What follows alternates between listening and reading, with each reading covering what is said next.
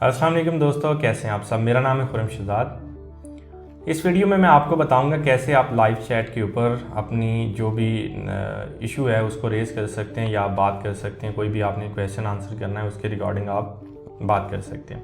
तो सबसे पहले ई-होस्ट पीके पे आप अपना अकाउंट लॉगिन करें और यहाँ पे आपके पास एक सपोर्ट पिन आ रहा है। सपोर्ट पिन का बेनिफिट ये है कि हमें पता चल जाता है कि ये क्लाइंट जो है ये अपने अकाउंट से बात कर रहा है या फिर ये किसी और के अकाउंट से बात कर रहा है, क्योंकि फेक आप सपोर्ट पिन देंगे तो उससे हम आपका अकाउंट वैलिडेट नहीं कर सकेंगे।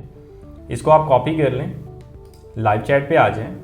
यहाँ पे आप अपना नाम, email address, support pin, domain name जिसके अकॉर्डिंगली आपने बात करनी है, फ़ोन नंबर और क्वेश्चन, स्टार्ट चैट पे क्लिक करेंगे और जो भी हमारा अवेलेबल एजेंट है आपका रब्ता उसके साथ हो जाएगा।